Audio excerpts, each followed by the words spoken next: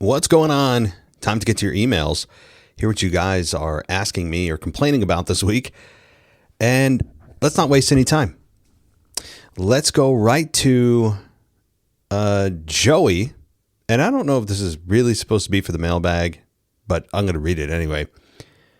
He found a compilation of Michael Cole saying WWE, and you have to hear it. All right. I will. I'm going to have to listen to this. Okay. I hear it in my phone or my headphones.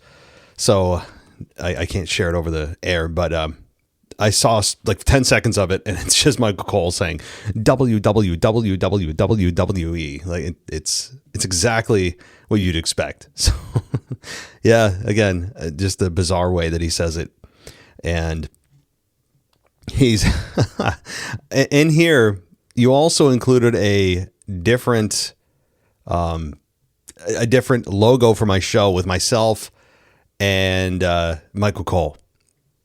Maybe there's something to that. Maybe we'll give this proposition to WWE and they'll bite on it. But he says, I never want to be annoying about Michael Cole emails. I truly don't. But man, let's see here. Your take. Hold on. My email is jamming up here.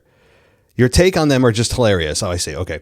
And I'm constantly laughing. Remember when Michael Cole got blessed by the Queen or something in his 2010, 2011 heel run, or when he was obsessed with The Miz? Nowadays, he just sucks up to wrestlers, and before he was a great heel, being a huge Miz fan. Here are some facts about Michael Cole I found out. He's from New York. He only wears suits nowadays, and he's married. I think I actually knew that, and the reason is he's done several interviews over the years, of which you can also find just on his Wikipedia page.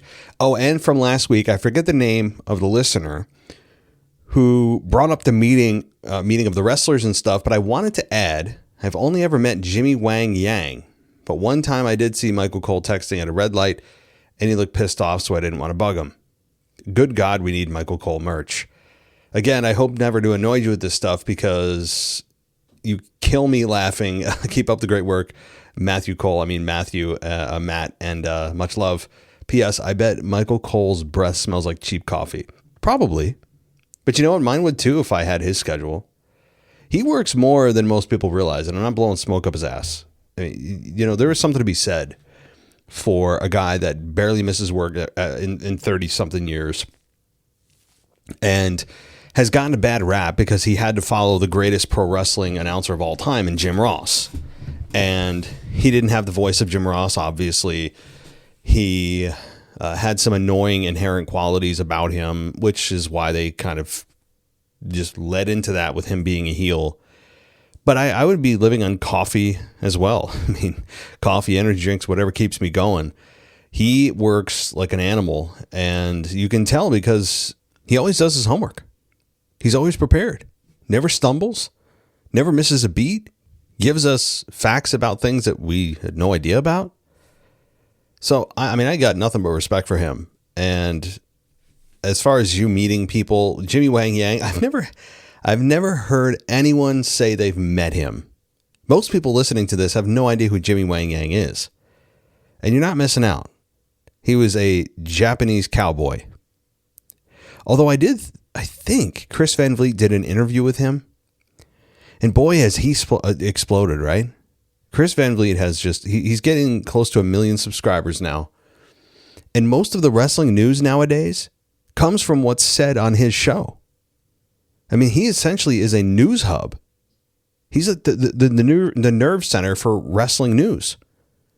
And then his clips will show up on X and on headlines on wrestling websites. He is massive. So congrats to him. But yeah, keep watching WWE. All right. Thank you, Joey. Appreciate your Michael Cole emails. And they don't bother me at all. I'm not being a jerk about it. I'm serious. They don't bother me at all. I've never had anyone other than you compare me to Michael Cole as far as him being not from a looks perspective, but from, I guess, a voice perspective, a doppelganger. I don't hear it, but Joey, I appreciate it. Okay, let's go to our next emailer. It is from Curtis. And Curtis says, I've expressed before that Sheamus is my favorite of all time. I started following him in early 2010, and now with him leaving, mostly because TKO, it's the last straw. TKO is a cancer in the business, and I legitimately miss Vince. A lot of people give me criticism about that, but I don't even care. I know Sheamus is close to 50, but man, they don't even have the fucking audacity to give him a short run with the IC title. Feels like my childhood is officially over now with Sheamus gone. Well, TKO, I don't know. So they're a cancer in certain respects. I wouldn't say they're a cancer for the company just as a general rule. And the reason is, and I've got a lot of negative things to say about TKO as far as how they run the WWE, but they're not a cancer in the sense that they're going to kill the company, meaning that WWE is going to go out of business and they'll cease to exist. They're not a cancer in that respect. They're a mutated form of cancer that won't kill you, but it'll forever change what you are. That's the kind of cancer that TKO is. They have no respect for tradition, for the heritage of wrestling. They are just focused on money. End of story. Nick Khan, who tells us he doesn't pay attention to the negativity, and then, of course, they change storylines because of the backlash on certain things and bring people back because of online backlash. So sure, whatever. Yeah, you don't listen. But he also tells us that certain things were the plan all along, which is total nonsense. Just him trying to play revisionist history and take control back from the fans and not encourage us to keep complaining so that the people who are complaining are discouraged from doing so, because oftentimes those that are complaining are the loudest, which ends up making their public image look bad and people jump on the bandwagon and it can spiral. That's what that is, really. So they're in the cancer in the sense that they are changing fundamentally what WWE is and what it represents. That's what they are. They're this mutation of trying to make WWE something that it's not. And the good news is that no matter how hard you try and no matter how many times you try to mutate and poison the WWE, the good news is that you cannot change what professional wrestling is. You can't. With all the money that they have, all the influence, all the social media followers, you cannot change what makes professional wrestling great. And that is great stories, deep and believable characters. That's it. It's good versus evil. And I understand that's a very elementary way of looking at it, but you have to look at it that way to understand that they cannot change that. And since they can't change that, they're still going to try to run from what pro wrestling is. And the more they run away from it, the dumber they look and the more disrespectful they are to the business as a whole. But it will never change what people want out of pro wrestling, ever. They'll try to re-educate us. It's not going to work. It never has, because at the end of the day, great stories, deep characters, quality wrestling. That's really it. That's all we ask for. All the sideshow bullshit that they do, all the ads they place on everything that you see, the 4-minute ad blocks that are a disgrace to PLEs, all of that is just a reminder of what TKO's true goal is. It's not to deliver great stories, deep characters, and moments that we'll never forget. No. It's to reach into your pocket and see how many dollars they can grab out of your wallet when they come back up. That's what their goal is. Period. So, all right, well, let's continue with your email. So about Sheamus. Yeah, so I was tying this into Sheamus. I feel like I should talk about him. Yes, obviously he's gone. And am I surprised? No, I'm not surprised. He's kind of old news in their eyes. He's underappreciated. Always has been. Even under the Vince McMahon regime, I think he was underappreciated.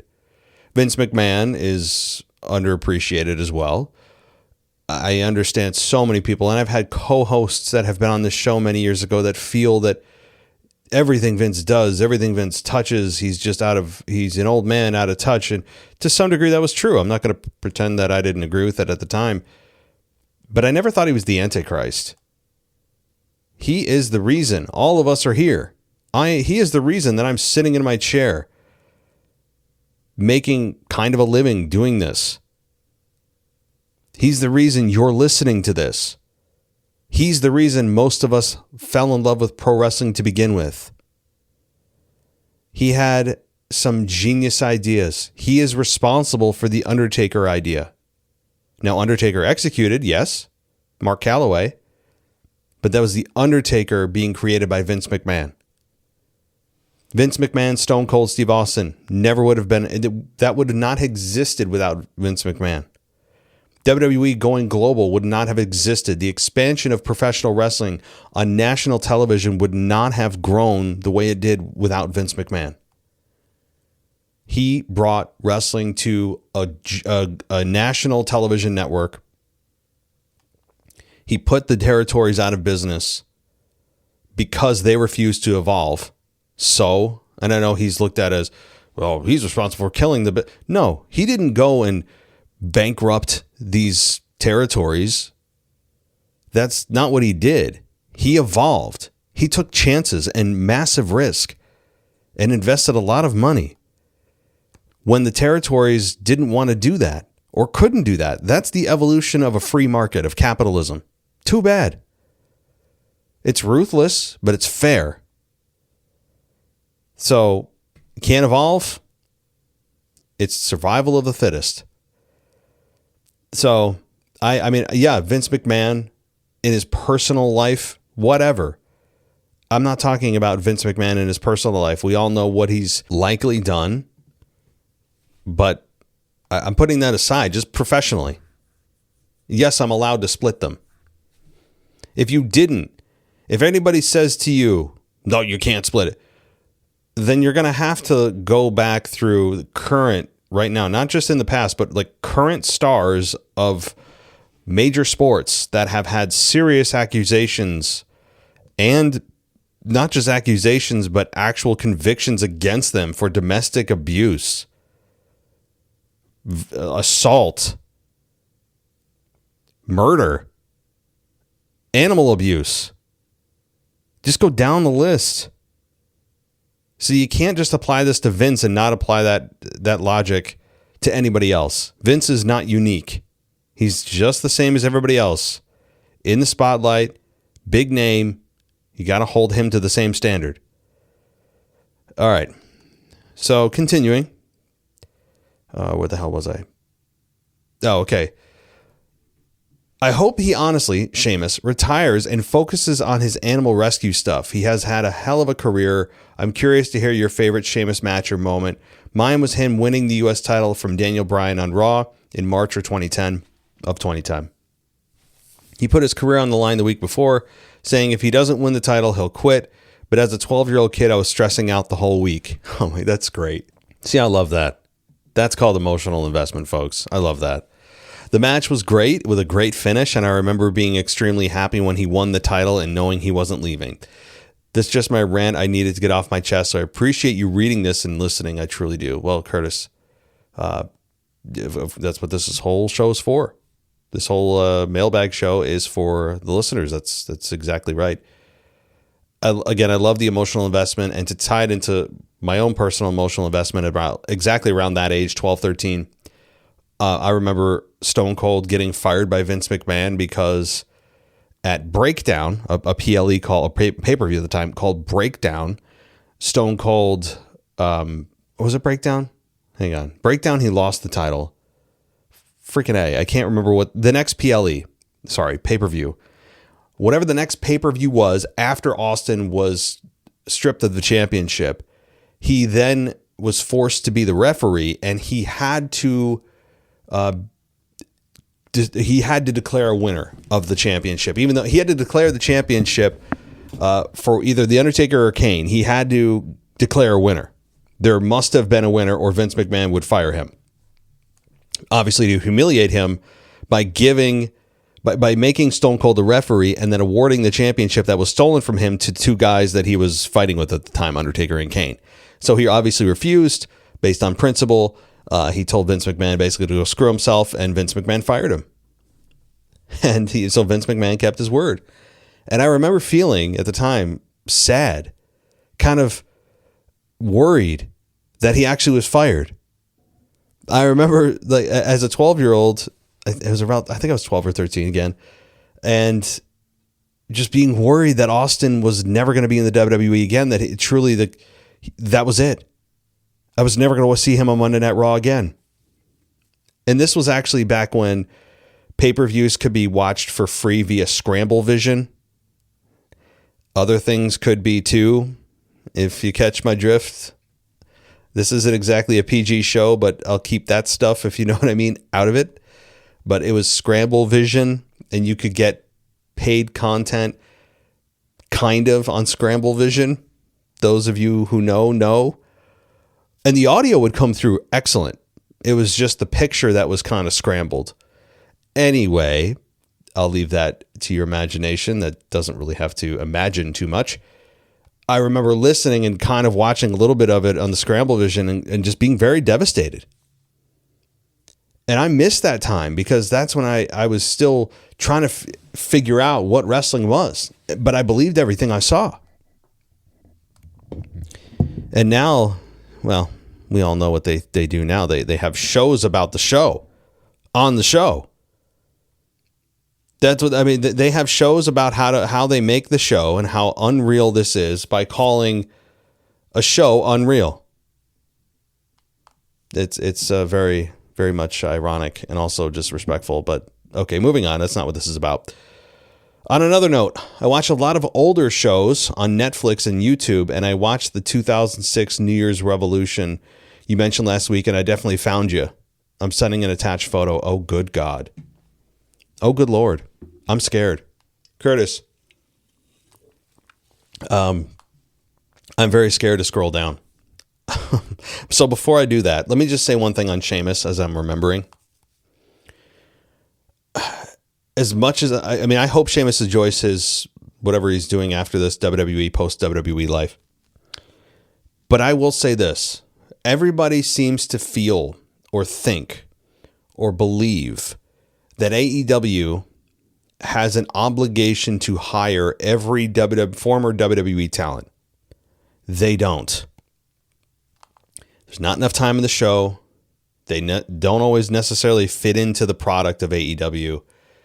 They don't have to take in every lost puppy that leaves WWE. And I'm not saying Sheamus is a lost puppy. I'm using just kind of a metaphor.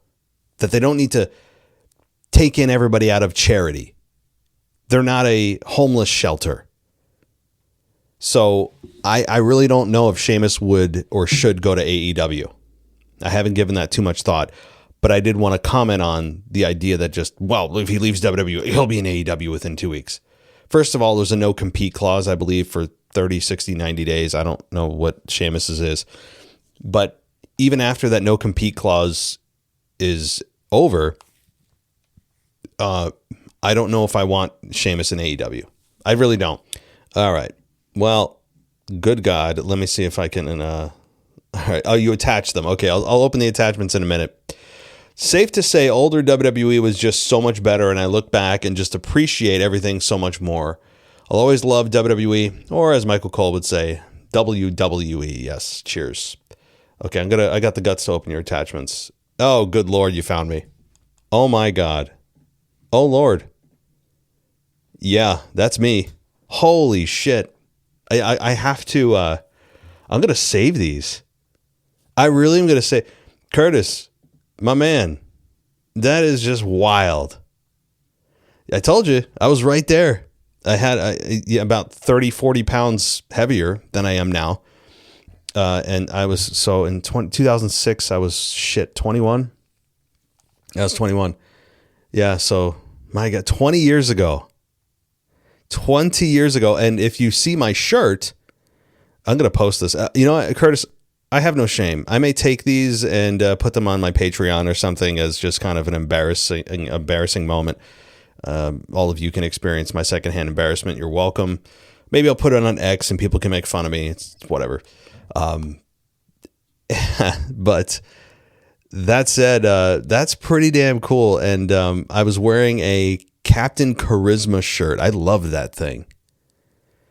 When Christian became, after the Edge and Christian split and all the rest, when Christian kind of went off on his own in WWE, he had a shirt and he called himself Captain Charisma. I loved it. I was a big fan of that. And I'll tell you this, if Christian, i.e. Christian Cage from AEW, were ever to come back to WWE, he'd be the new Cody Rhodes. I think he'd be that successful. Christian Cage, we'll just call him Christian, as we all know him in WWE, can cut a mean promo. He is not just good, he's great.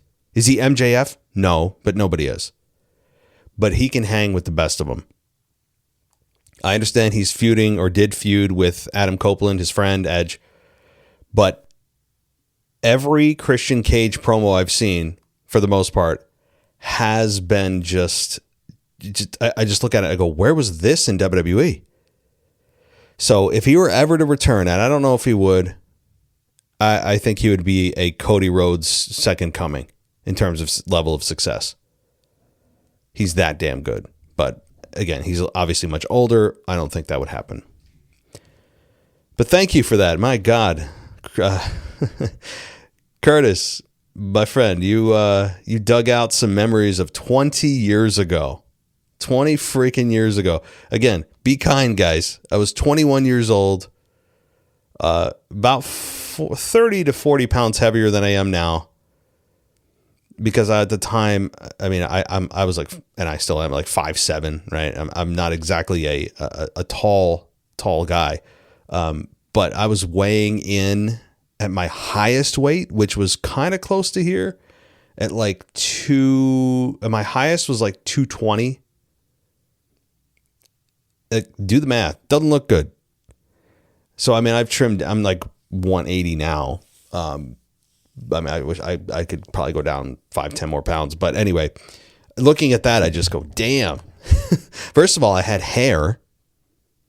I had fucking hair, which to me at this point, I mean, I've been shaving my head for 13 years or so.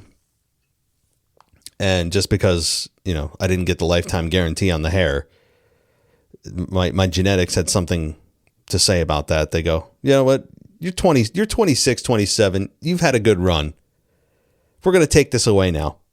And that's when it started. I'm just like, what's happening? I'm not even 30. What the hell's going on? My hair's like, deuces. Although I do hear that you can, and one of my friends might be doing this. You can go to Turkey for a good price, like $5,000. Really, like a quality place, a flight, everything all in, like $5,000, and you can get like hair transplants and stuff. But I don't know. Anyway, going way off topic. Thanks, Curtis. Very, very cool email. All right, Dylan says, "Hey, I'm Dylan. I'm a big fan of the pod. What do you think, or who do you think will win Money in the Bank this year? I'm going with LA Knight. Yeah. I don't know. See, we've thought LA Knight forever, and maybe this year more than ever, he is a good candidate to win. I don't think it's going to be any of the big names like a Seth Rollins, like a Obafemi, because he's already got a shot at the championship pretty much anytime he wants it, since he's putting it aside for the moment to face Brock. Randy Orton, though, I mean, he doesn't need Money in the Bank. I like Money in the Bank going to younger guys. It seems to fit more. And it also seems to fit more with a heel winning because of the nature of how the cash-ins work, that you do it when your opponent is at his most vulnerable. So it tends to lean to heels to win that. But LA Knight, I would concur with that. I think he's up there. Again, I'm trying to lean away from the big names, even though they're always in the mix. But would you ever have listeners on the show or just have a conversation with? I would think it would be pretty cool. I just made a 5-second video maybe you could use on the outro of the show. All right, cool. Yeah, no, it's a video. So maybe on the videos I'll take a look. I used to run live shows, believe it or not. Those that are the OG listeners remember. I used to do, it was a forum or a platform called Blog Talk Radio. It was blogtalkradio.com. I think PW Torch with Wade Keller, good show. I enjoy all the work they do too. He used the format. I think Pro Wrestling Net, Jason Powell, loved them as well. They used the format and they went away. Blog Talk, not Pro Wrestling Net, or Torch, but the Blog Talk Radio platform just went away. Clearly because they weren't being as successful and things were moving on and evolving. And I don't know why. I mean, I would think that it would have grown with the podcast explosion. It was very intuitive how to use it, reasonably priced. They were always giving you discounts. But I used to love that. Blog Talk Radio went away a couple of years ago.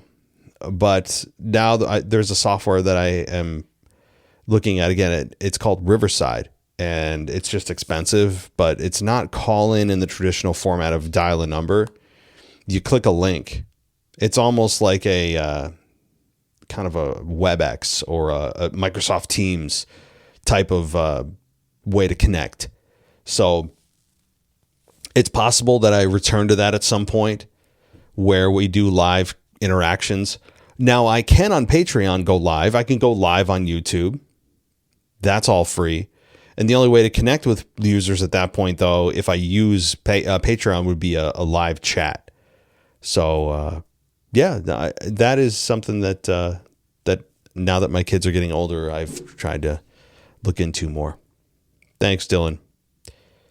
All right, let's talk to. Hold on, got a couple emails. Beverly, why not Orton instead of Punk this past Monday? Would have been cool. And as you said, KO would return right behind. Well, the problem is, number one, it would have turned Orton heel. Why? Fans were chanting CM Punk all night. Punk hadn't been seen in 3 months, since WrestleMania. It was Punk or bust. If it was anyone else, the fans would have booed them.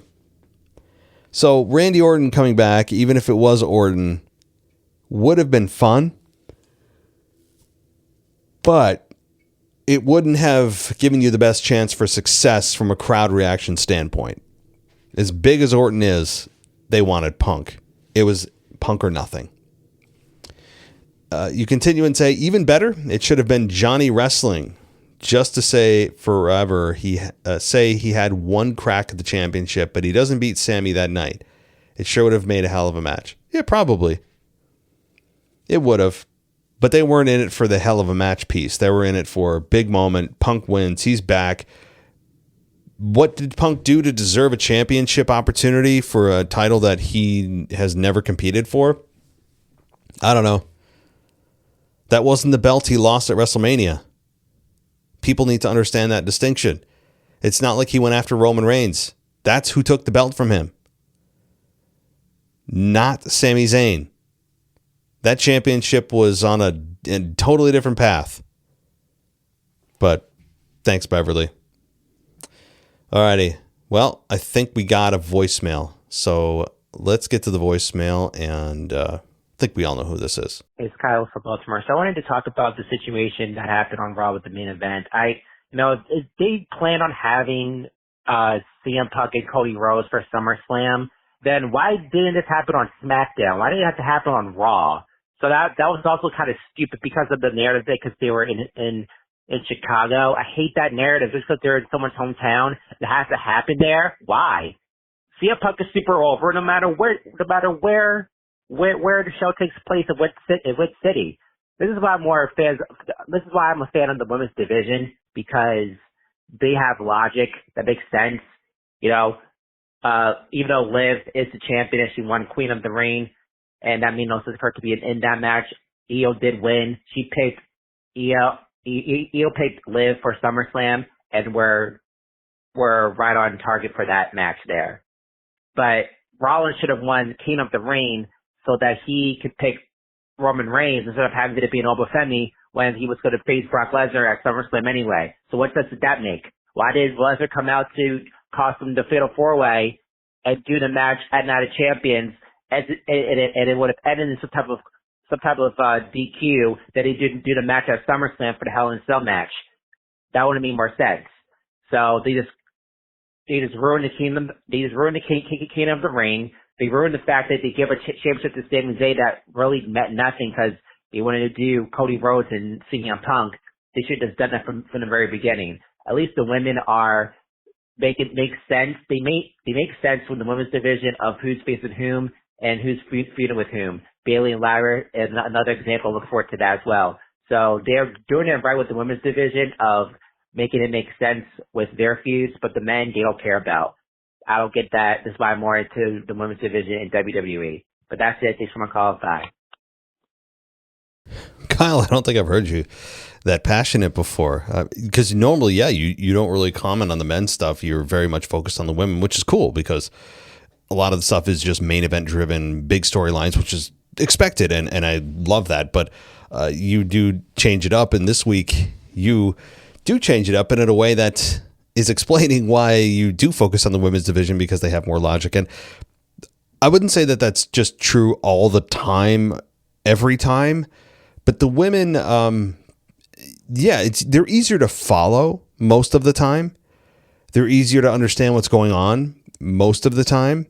The Bayley Lyra thing, I like. The Bayley promo this week I didn't particularly care for, but Lyra's promo last week I loved. The championship picture is a little bit screwy. I mean, you have Rhea Ripley, who's been gone for 35 days now. You have Liv Morgan, who is very much a big name in the women's division. And while she hasn't done a lot of promo work lately, I wish she would. She is one of the biggest names right now that the women have.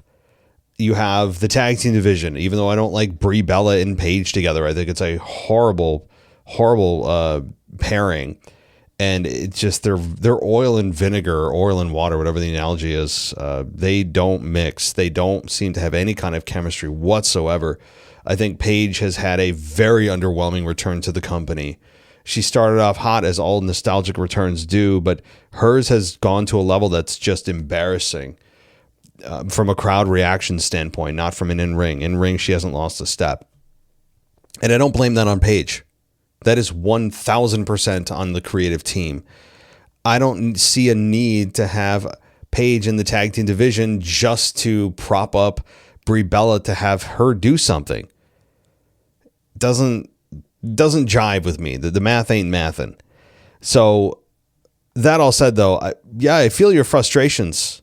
I don't know why they needed to do it on Monday Night Raw, given that the championship is typically defended on SmackDown. Now, again, don't forget, this is not a scenario where the draft is in effect. I mean, again, we heard that, who was it? Who went to SmackDown? Finn Balor has been drafted or traded to SmackDown. What do we even need to have trades for? Anybody can go anywhere at any time. Doesn't make sense. And you have people drafted, not championships. When we do have these drafts that they never hold to their own rules for 5 seconds, you don't draft championships. Has a championship ever been drafted? No. Now, you know that they're going to evenly split the championships, and they'll work the people who are champions into that story so that there is a balance.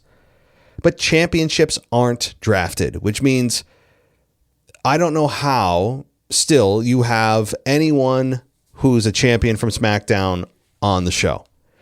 But what's the reason?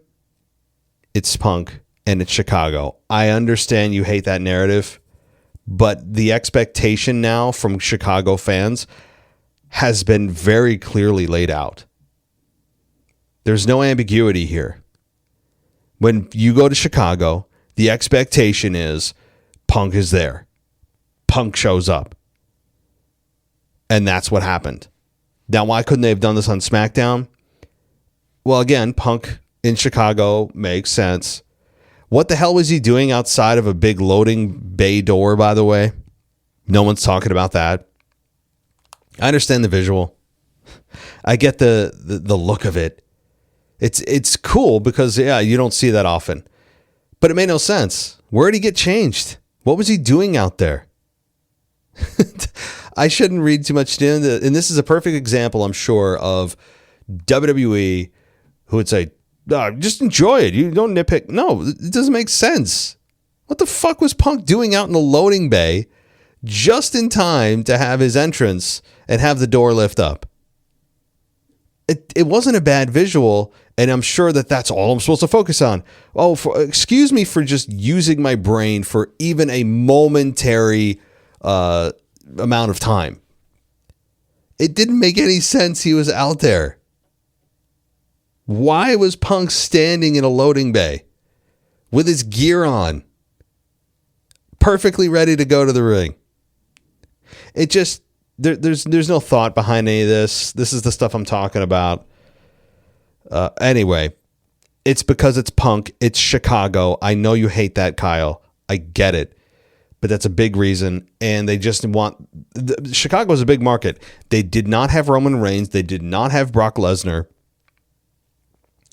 And they needed a big main event for one of their biggest markets. And what's a bigger main event than having a championship title change for their biggest championship? That's the reason. This is what I'm talking about. To hell with logic, to hell with tradition, to hell with heritage, to hell with respect for pro wrestling. Do whatever you have to do in the moment to make the most money in that moment. The more that we can see through that lens, the more we'll understand why TKO does what they do. And make no mistake, TKO is running creative. They have said that. I'm not insinuating or assuming. TKO has said that they are in charge of creative. They have a figurehead of Triple H. They have a face to the head of creative.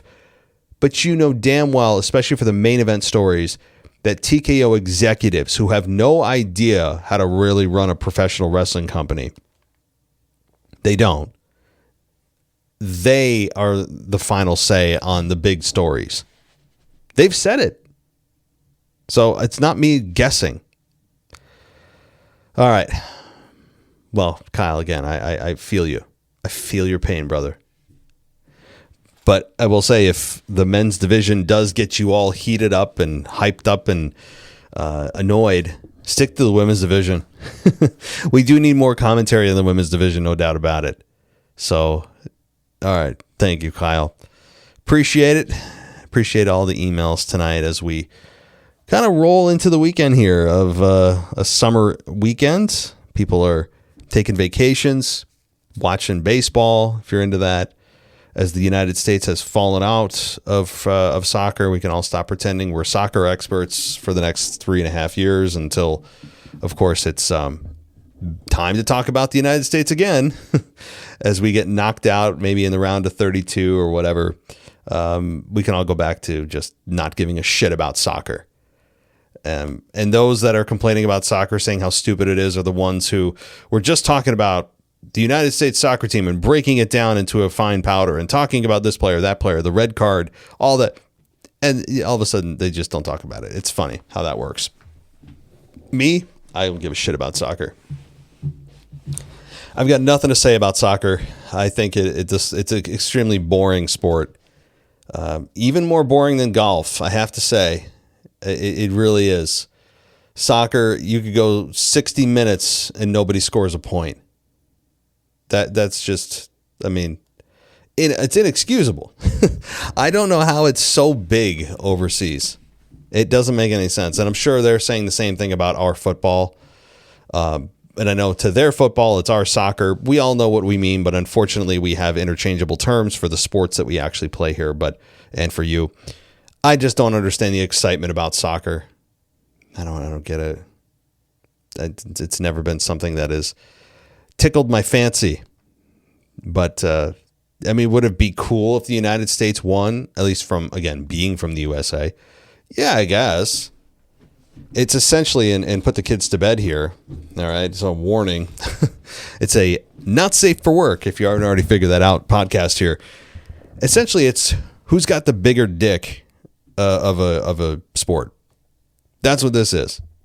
It's all about it's essentially that concept, excuse me, but kind of covered in my country's better than yours.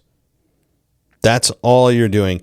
And meanwhile, you have the people who are hoping their country wins, also spending most of their year saying how much it sucks and we're so oppressed and this government sucks. And then they turn around for a soccer game and go, I hope we win. It's just completely backwards. So, well, I think I've had a few rants tonight, few oddball comments and detours of my of my wrestling talk and life and everything else. And so thank you, everybody, for taking the time to email us. You can always email us. Doesn't have to be right before the Friday mailbag. You can email us anytime with comments, questions, and or rants. Mailbag at wwepodcast.com. You can go to Patreon. You can go ad-free at patreon.com/WWEpodcast. And that might do it. I will be back on Sunday for the weekend review. I'll be out of town the next couple days. That doesn't really affect any of our shows. We'll still be posting old shows. I'm going to try to get a video in. It won't be from my typical studio. It'll probably be from my phone. So just keep that in mind if anyone cares. I'll be recording maybe from my phone about whatever's going on in wrestling if there's a moment, or if I just feel like taking a break from what I'm doing. Again, I'll be out of town for a couple days, but back on Sunday, back in the saddle, and be ready, gear it up for, is it next week is a Saturday night main event? I think it is, right? Saturday night main event in MSG next week, of which we've heard absolutely nothing for. There's nothing lined up in Madison Square Garden that I know of anyway. So they're going to have to kind of rush to put something together. But all right. Thank you, everybody, for listening. Enjoy the rest of your evening, morning, or afternoon, and we'll talk soon. Thanks for listening to the WWE Podcast. Don't forget to subscribe on your favorite podcast app so you don't miss a show, or head to WWEpodcast.com. And for all of these shows ad-free, head over to patreon.com/WWE Podcast. Until then, we'll see you next time.